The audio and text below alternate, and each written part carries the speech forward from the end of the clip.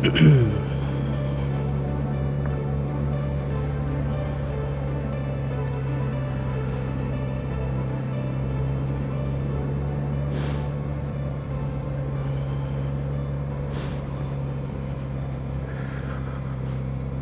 everyone, I guess welcome to my motovlog.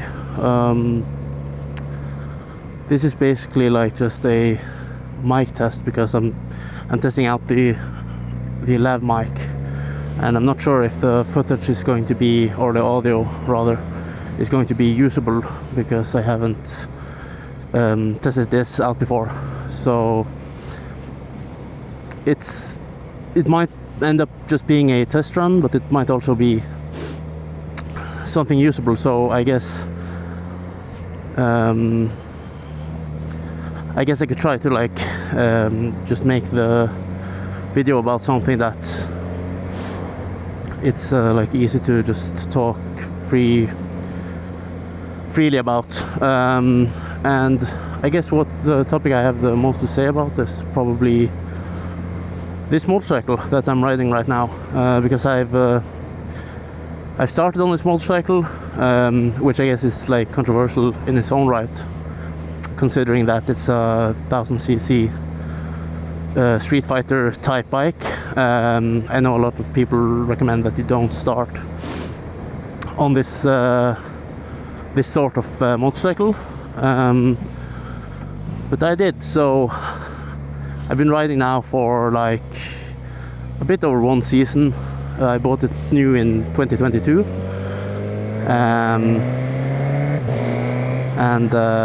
yeah, I've been really enjoying the bike so far.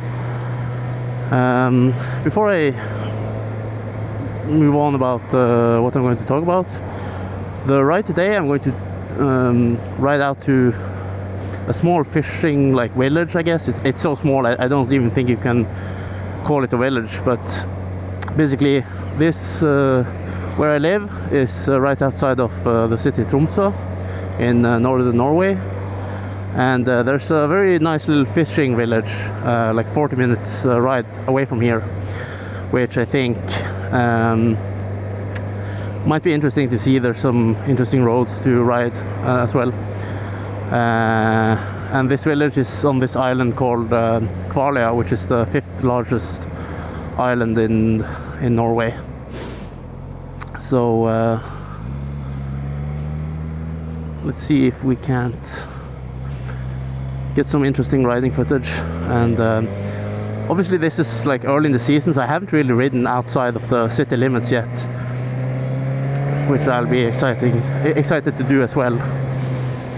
And we'll get to like stretch the legs of this bike a bit. I mean, I'm not gonna like ride anything crazy because first of all it's still pretty cold. It's like 7 degrees here, but also because I'm just not like the most aggressive rider, and obviously I'm still learning.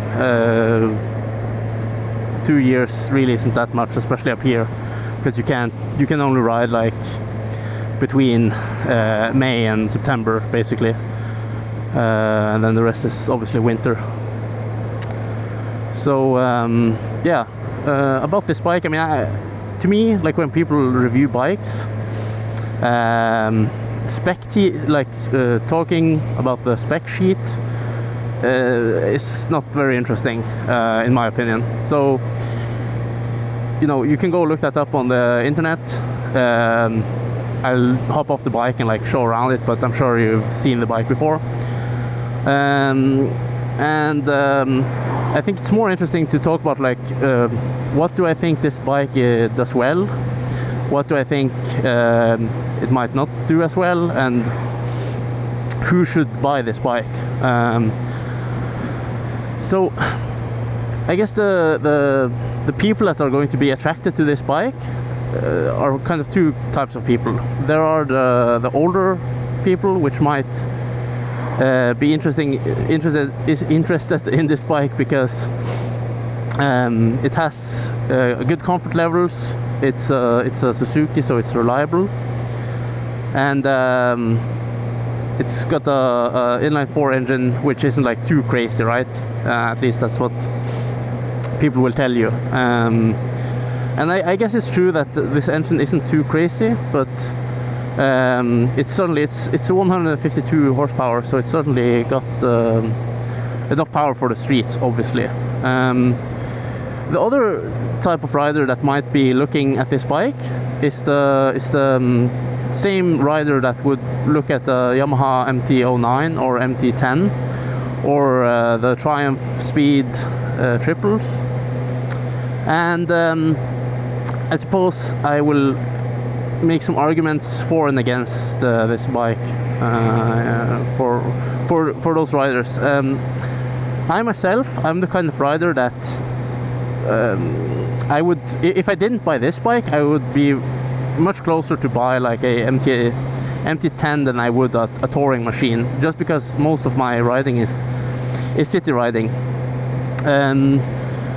So when talking about how this motorcycle rides, I guess the use cases will be street riding and riding in the twisties. And the category I'll talk about first is for street riding. So that's urban riding, you know, just riding in the city, riding in the city environment, lane filtering, like stoplight to stoplight type riding. And the first thing you have to remember about this bike, which is like the most obvious thing about it, is that it's an inline four. Now, obviously inline fours, like they can be a bit different depending on what kind of inline four it is. So the Yamaha MT-10 is the cross plane, so it got a different sound, and I think it has like more, I've never ridden that bike, but I think it has like more, what you call it, torque. It's like lower end torque than most inline fours. Let's see here, can I get some speed up? I hope the wind doesn't, it's quite windy, so I hope it doesn't like totally kill the recording. But yeah, however, this bike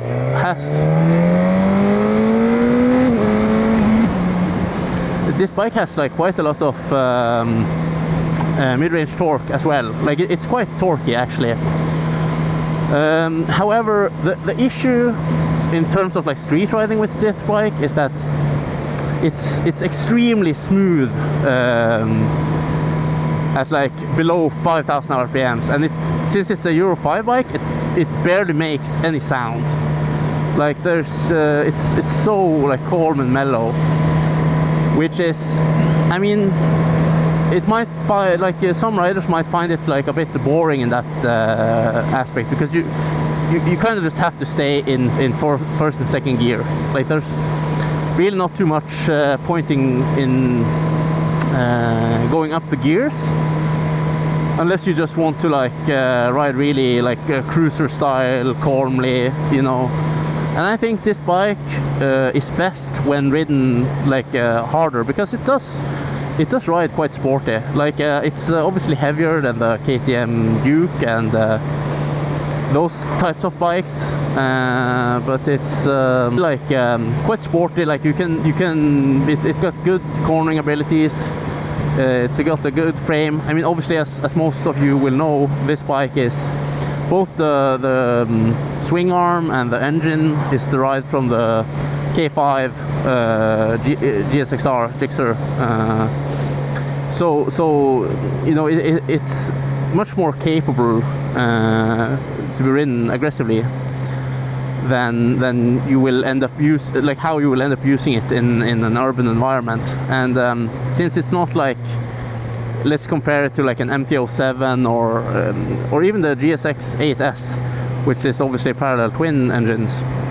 Those bikes will feel more peppy and fun in street riding, because it got that instant torque, or more or less instant torque, at least compared to this bike.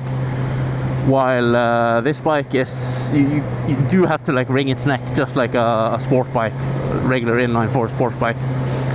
But with that being said, like it does have good torque. It just doesn't have the sound to match when you're using it at the lower torque. So like for me, how I ride this bike, I usually stay in first or second, unless it's like this sort of like drone type of riding, like just following a car like this. Wouldn't be too fun. But yeah, this bike is really great for the twisty roads, and I did mention that I'm a beginner, like more or less, and I did start on this bike. And I think something that people forget to take into consideration when talking about what's a good beginner bike and what isn't. You know, they tend to look at the peak horsepower figures, or how many, if it's a liter bike or not, like the displacement of the bike.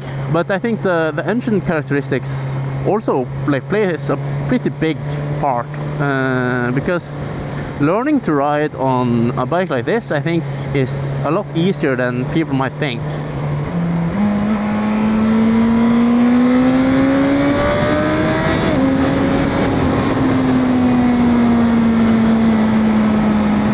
Like you could quite easily learn to ride on this bike, because if you don't go above a certain RPM, it's so well mannered. Like you don't notice the horsepower figures. It doesn't feel like it has that much power, because you're not accessing that power. You have to, you know, for this bike to produce 152 horsepower, you have to like get to 10,000 RPMs, and below that it's pretty like mellow. So, you know, when you take that into consideration, I think that this beginning on this bike, like it's not that much worse or worse at all than beginning on a GSX-S, which, as far as I understand, you know, people are talking about that bike as if it's a beginner bike. Now, what constitutes a beginner bike or not, like that's probably for another video entirely. But the point is that this bike is really easy to ride, and it's easy to ride both in terms of its seat height. It's got a 810mm seat, so most people can flat foot this bike or very comfortably maneuver it. It has a low center of gravity, and it has engine characteristics that makes you able to ride it quite smoothly and calmly. So for the urban environment, it's like it's a bit boring if you're only using it for that kind of riding. I really think you should stretch its legs, you know, get it out to roads where you can really wring its neck and get it up to speed. Obviously, a track bike, you could use it. I mean, I probably wouldn't like prefer to use it as a track bike, because there are other options I think is just better. But and I guess that's something to remember, that if you're looking at this bike, you have to understand it's a really amazing not beginner bike, I mean all-round bike. Like it's pretty good at everything. So it's good for filtering in the urban environment. I think it's a great urban bike. I just think it's a bit boring because it's an inline 4, so you're not getting the performance out of the bike when you're riding it like that. It's good for twisty roads. I think that's probably like what it does best. As you can tell, like especially right now, I'm not exactly pushing it. I'm riding very, very calmly, but that's also because the roads here are quite cold. You know, the temperatures aren't very good.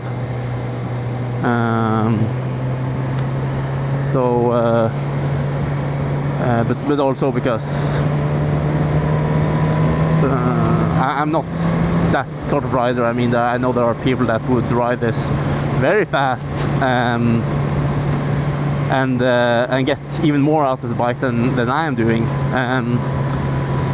But yeah, beyond that, twisty roads, I think it's a great bike for twisty roads.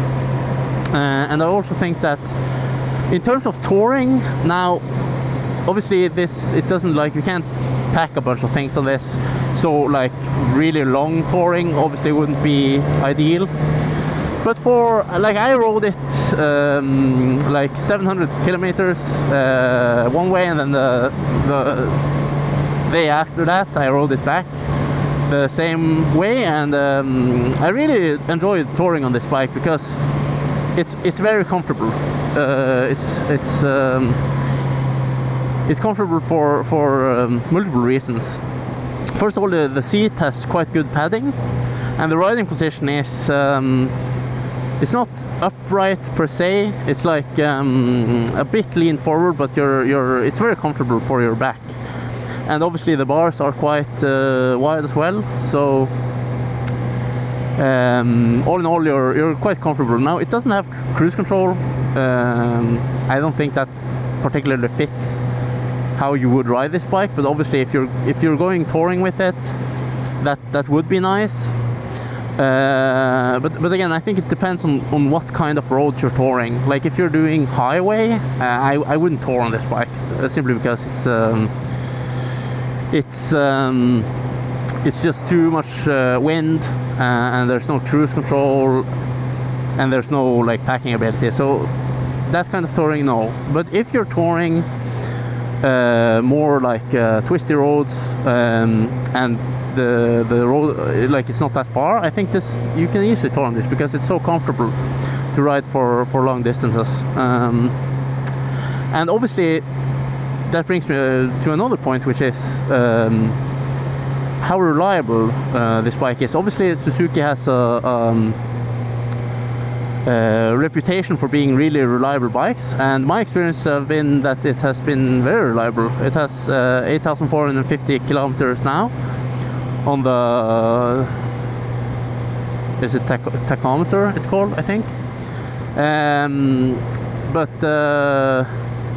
yeah, basically it's been totally reliable. I've had zero issues with it at all. And I think just having a bike that you can trust is quite important, if you ask me. Both for touring, but just for general ownership. If you're just going to keep one bike, I think that's really important. So that's obviously a big plus. Actually, I just realized I'm in B mode, and usually I prefer to ride in A mode, so let's change that. There we go. And I guess there's going to be like a 80 kilometer zone coming up here, so I think I'm going to try to show you how this, like if you just stay in first gear, how it rides in A mode, because it's quite fast. I think, you know, when I see people review this bike on the internet, since it gets compared to like Super Dukes and Street Fighter V4 and Yamaha MT-10, like, I think people kind of give, like, as if it's not a fast bike, but it really is. Now let's say I'm gonna try to like do some acceleration here.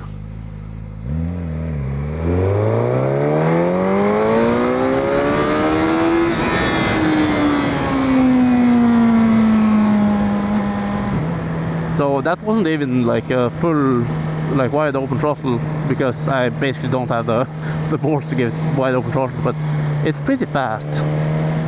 See another motorcyclist here.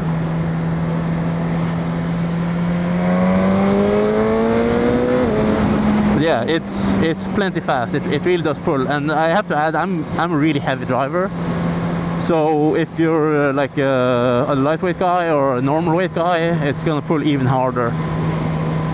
The key to riding this bike and enjoying it, I think, is just don't put it in like high gears, because if you're short shifting this bike, it's just gonna sound so sterile and boring. You have to be willing to like give it some throttle, you know. I'm actually waiting for a Ducati Hypermotard 950 RVE model, which was another bike I was looking for when I was buying my first bike, but I didn't want to own a Ducati as my only bike, because basically because of the reliability issues, and the nearest like authorized dealer is so far away. It's like 16 hours of driving away from where I live, so or I can go to another country and then it's like 9 hours. But basically it's too far for like if I only had that. So now I'm gonna have two bikes. I'm gonna have this and the Ducati. Now for riding like in the streets, the Ducati, I'm going to use the Ducati because while I think the bike's fine for urban riding, but as mentioned, it's a bit boring. So I think this is going to be more the like for the longer distances.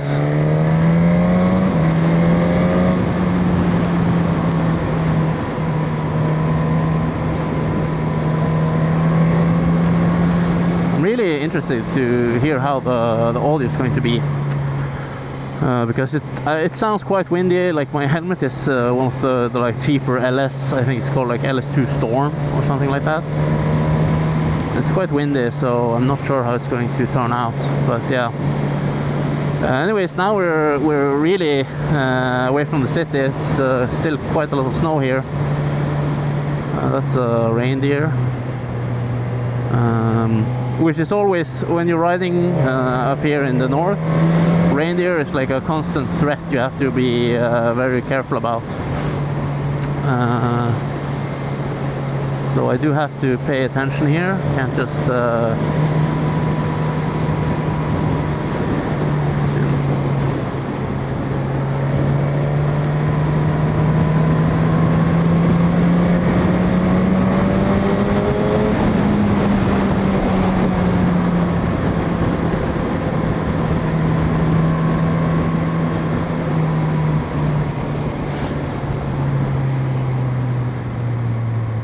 yeah, anyways, the review or the rambling, I should say.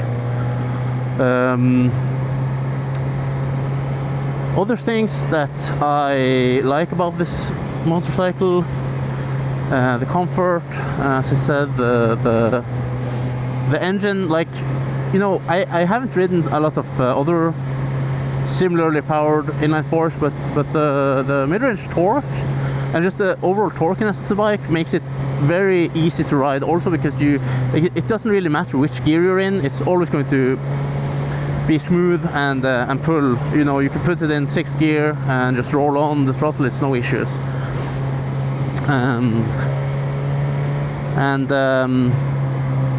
Oh, that's another reindeer. And then the big like the big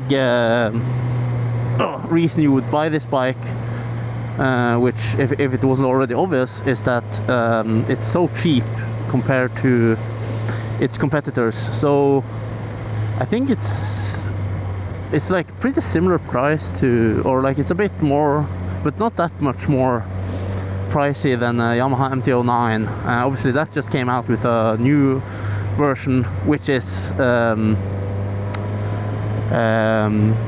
it seems to be quite a popular one. I don't have the like exact prices. I guess I could go check that and add it in post, but the price difference isn't that big. And then you have to ask yourself, you know, why would you get this over the MT-09 or the other way around? Now, I haven't ridden the MT-09, but I do understand how that bike is in terms of horsepower, in terms of engine characteristics, and I think the most obvious thing that bike just does better than this is the TFT screen, which this has quite outdated like LCD screen, and they still haven't changed that. So if you buy this bike, you're getting this screen. So that's one thing, and I'll touch upon that a bit more later. But the other thing is obviously this has more horsepower and one more cylinder, so it's gonna be like it's gonna make its power a bit higher up, but it does have more power, and then obviously it does weigh more as well. So in absolute terms, this is the faster bike, but I think you should really ask yourself if that matters. Personally, I think you know, some of the appeal of having a motorcycle is the fact that it's fast. So I am attracted to more horsepower, but not at any cost. And I think as a beginner rider, like I had no experience, I think I probably underestimated how fast this bike would be, because as you saw, I don't even dare to like wide open throttle it. It's a bit too much for me.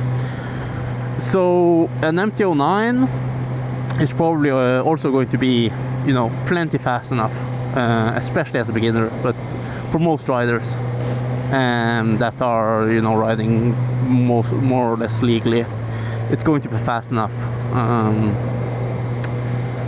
So the absolute horsepower, I mean, it shouldn't matter too much, but I also think the screen should mean too much. I think people put too much emphasis on the if it's a TFT, if it's a big TFT. I really don't think it matters that much, because at the end of the day, you know, when you're riding the bike, you shouldn't be looking too much at the screen, and all sorts of functionality, like for me, that just doesn't matter. And I think for the type of riding I do, for me it's just about the engine and the comfort level and the handling. That really is what should matter. And obviously in terms of comparing this to the MT-09 or the MT-10 or whatever, since I haven't ridden those bikes, I really can't say too much. I will say that price-wise, this bike is so much cheaper than the MT-10, at least here in Norway. It's just an unfair comparison, but it is interesting that in terms of performance, they really aren't that far apart, and both brands are really reliable. So I think, you know, you have to say you do get a lot of bike for your money with this one, and I mean, especially if you start comparing it to like Ducatis.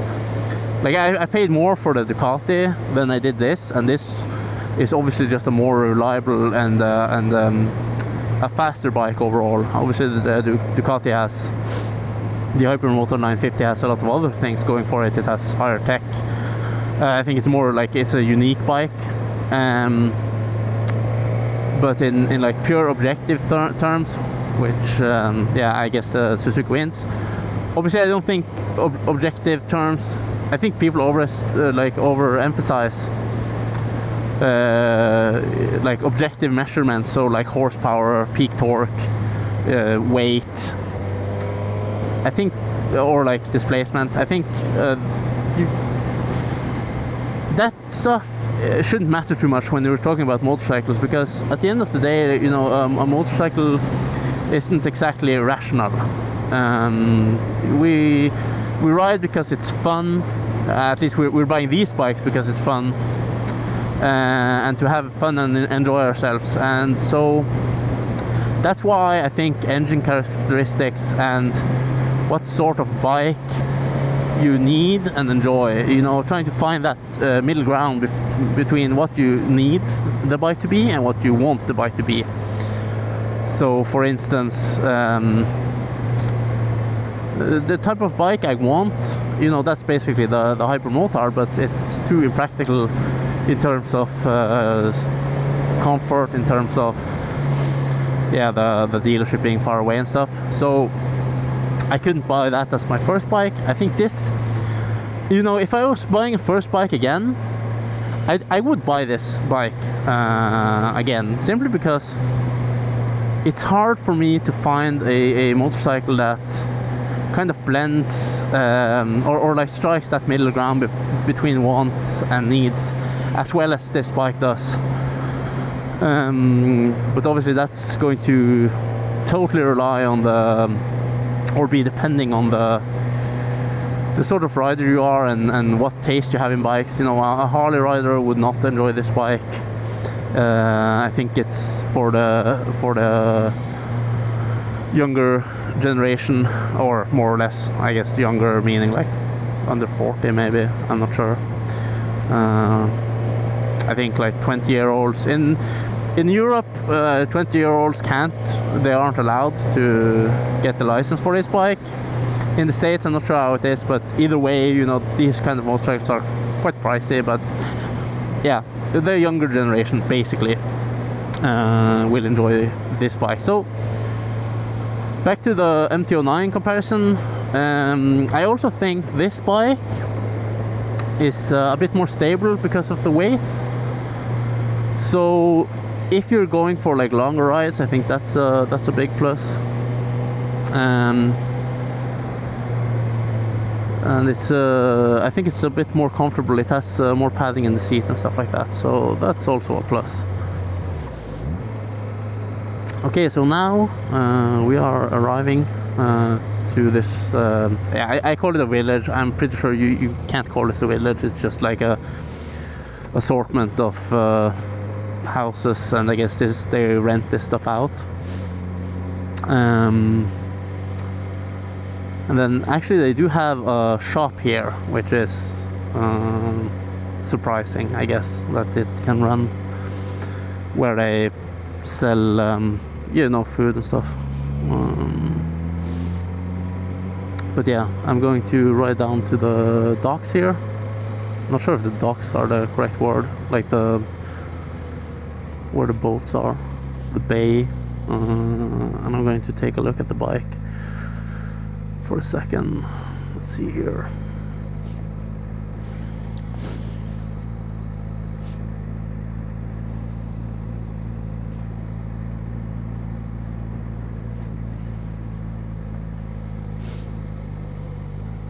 Okay, guess it's probably fine that I stand here. I'm also going to check the air pressure in my tire, because it was it feels good. I actually had flat, and I had to plug it with that's not the plug, is it? This is the plug. I had to plug it with yeah, one of those like strips, and it seems to be working really well, so I'm happy about that. But yeah, anyways, so here's the bike. I think I'm going to take some photos as well with my phone, and so yeah, I guess I should also mention I have the Kvaløyvågen slip-on, just a slip-on, nothing else, and then I also have the Ego seat cover. You could ride this two up, like it's quite comfortable, but obviously that really isn't what the bike is meant for. To be quite honest.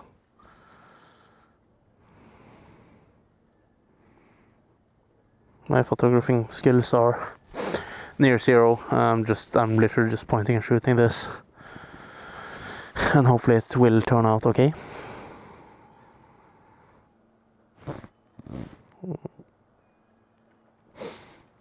But yeah, so I guess that's also something, you know, a lot of people, when it comes to this bike, they comment on the looks, and my opinion on the looks, obviously this is the updated version, so the older version, like pre 2021, it was like what you say, it was a popular bike, but I didn't really see like that much love for it. I think people thought it was uninteresting, and I got to say that I don't think this bike is selling that well either, which I guess I think is like a bit interesting, because I really do like this bike. I think you get a lot of bike for your money. But yeah, in terms of design, there are two aspects of this bike. One which I think is really great in terms of design, and one that is more like I could take it or leave it. So what I love about this bike in terms of design is the side profile. You know, I really like, especially when you get the tail tidy done, I really like how it's like so short and stubby. I think it looks really aggressive. I think it looks really great. I also like the headlight from the side, like this. And I I should also mention, I think it looks amazing from the back. Like, it looks so aggressive and like powerful, I guess. I like the 190 rear tire, and yeah, I really like the design. And I guess yeah, I like this too. I like the little mock winglets. Think that looks pretty good. Now, obviously, the controversial part about this bike is the headlight. In terms of functionality, I haven't had any issues with it, but of course, when I ride in the summer in North Norway, there's it doesn't get dark, so it's only like a very small part of at the end of the season that I even get to use those. But I think it's pretty good visibility. But in terms of how it looks on the bike, as I said, I could give or take it. I mean, I think it's interesting, like it's unique, which I guess I do like that it's unique. It's not like every other bike, and I guess I do prefer to like the new MT-09 like Cyclops Eye thing. It really reminds me of a robot or like a transformer. And especially something it does remind me of is if anyone watching this has played the video game like Overwatch. I remember I played that game when it first released. I didn't really like it, but I remember one like hero or whatever you call it. I can't remember. I think it was called Bastion. For some reason, this headlight really reminds me of that character. But yeah. Overall, I do like the design. I think the Ducati Hypermoto R950 that I'm waiting to come in, I think that, you know, quite obviously looks better. But I do like this bike's design. I think it's pretty good looking. So yeah.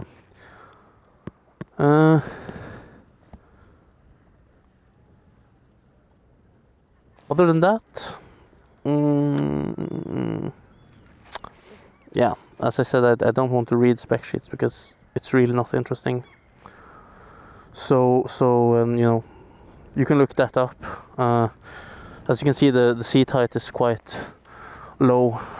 So you know, I'm 6'4", like 163, 6'4", and I have a lot of knee bend on this bike, so it's quite comfortable to handle. I think it feels really lightweight. I really don't feel the 214 kilos, which is the weight of this bike, when I ride it. And in terms of like comfort, it's, as I said, it's really good. Even at 6'4" and being, you know, not a small guy, I don't think the knee bend is excessive at all, actually. Like it's very comfortable, and I think every reviewer of all heights and sizes has said the same.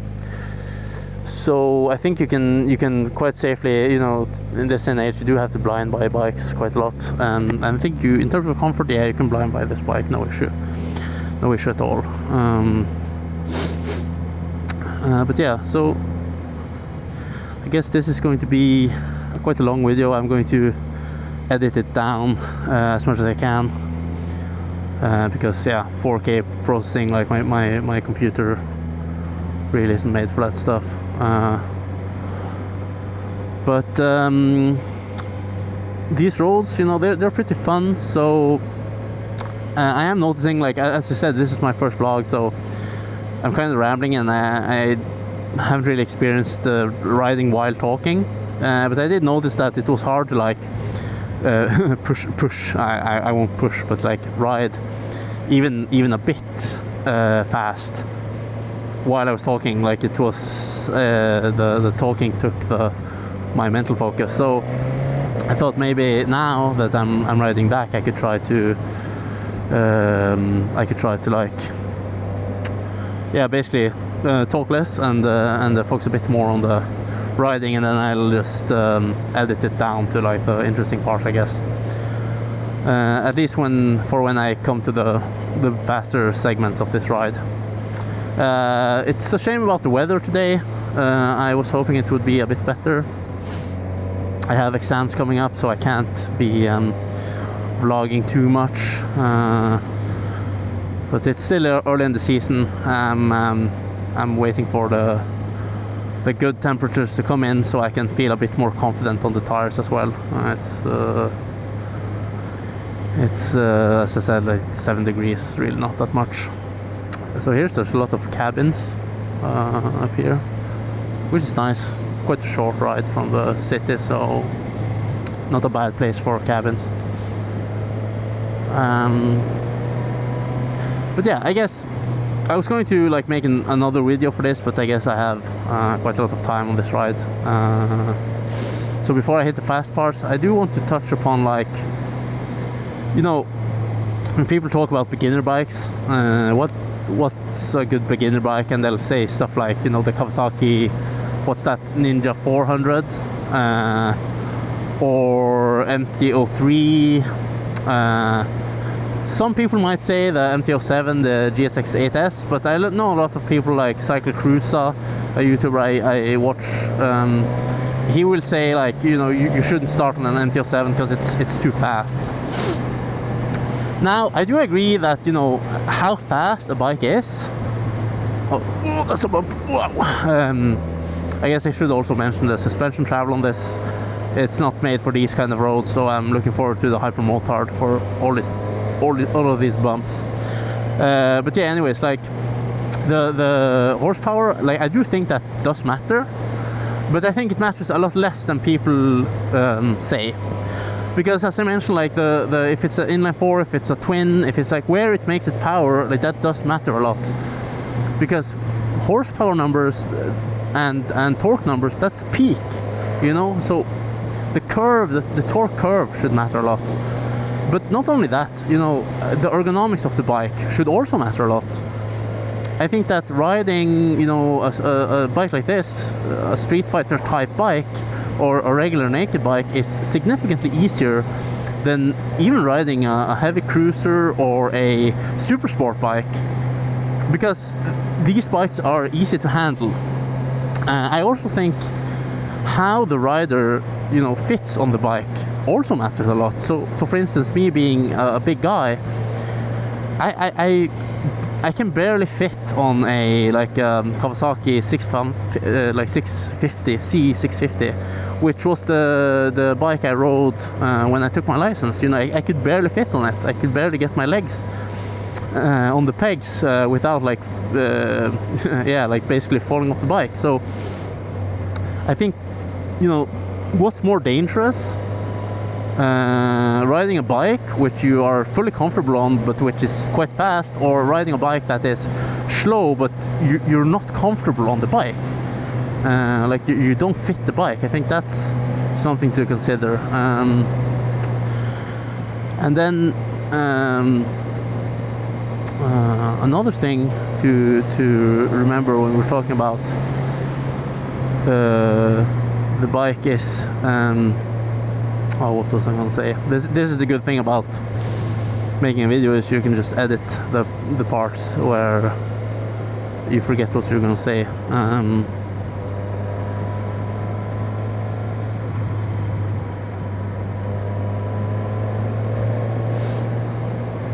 What was I gonna say? Yeah. Oh, so that's what I'm gonna say. It's basically how fast the bike is. This is like my major like pet peeve when we're talking about beginner bikes, or can you start on a 1000cc bike or not? And that is, we're forgetting about the rider, you know, like what's the word, like basically the how the rider approaches riding motorcycles. So to illustrate this, I like to have an example where I say, imagine, you know, the safest, most docile rider ever. Like he never breaks the speed limit. He's extremely careful about how he rides, and he's always focused on being as safe as possible. And he really isn't an adrenaline junkie, okay? And then you have another guy, and he is, you know, basically he's totally crazy. He speeds all the time. He really just does not care. He's just driving. He's riding to have as much fun as he can, and he will do that no matter what. So let's get past these guys.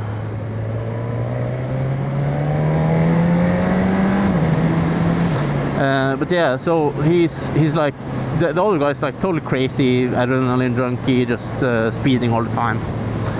And they're both beginners, and you know, my hypothesis is that if you give the crazy guy some beginner bike, let's say an MT-03, and you give the careful guy, the first guy, you give him like the most bonkers bike ever. You know, you give him the Kawasaki H2R or something, you know. I mean, that's not even street legal, but you know, something like that. Street Fighter E4, BMW M1000RR, whatever. Like, I'm pretty sure the crazy guy is going to crash, you know, very, like a lot sooner than the docile guy. Because at the end of the day, you know, especially with a bike like this, yeah, you can access, you know, crazy amounts of power, but you don't have to, and it's pretty simple to ride it easily. You know, you have driver modes, you have, in this case, you can just stay low RPMs. You really don't have to push the bike. So you know, being a careful rider that is focused on learning how to ride is much more important than which bike you choose to ride on. And I think there's also something to be said about like the handling characteristics of the bike as well. So a naked bike, as I said, is easier to ride than a super sport or even a cruiser. You know, what's the type of motorcycle did the guy, like the guy buying a bike, what bike was he learning on? You know, if he's used to riding on these, like a naked Street Fighter bike, he's going to be more comfortable on this type of bike. It might be more dangerous for him to learn on a cruise, no, or like buy a cruiser, because he learned on a naked bike. So when he goes and gets his like huge Harley, you know, God knows how many pounds that bike is, he's gonna have issues controlling it. And I guess that's also another part about, like, when we're talking about beginner bikes, what sort of errors, you know, what's most likely to kill a rider, or not even kill, but just like make him wreck? I think statistically the most normal one is going out in a curve like this. So if you're riding on the right side in your country, that's driving out of the road while taking a left turn. I think that's like the statistically most regular way, or like most normal way people crash on motorcycles. And speed is a factor, obviously, but you can get very high speeds on slow bikes. It's acceleration that's the like main issue with the fast bikes, I guess. Unless obviously we're talking like highway, you know, the Gixxer bra type riding, which, I mean, those guys have nothing to do with this conversation, because if that's how you're going to ride, you're not going to be contained by, like, it doesn't, there's no point in recommending a guy like that an MT-07, because they're just gonna go get some super fast bike and ride like, you know, morons. Like, it's just, we're talking about recommending bikes for people who are legitimately interested in riding, and you know, we have to assume that they're trying to be reasonably safe, right? Let's see, is that reindeer? Yes, it is. These guys have a habit of just running out in the road, even though they can see you, so just have to take it easy. But yeah, I suppose we're at that point in the video where I could start to just focus on the riding and less on the rambling. So I think I'll do that. I'll just ride some now, have some fun.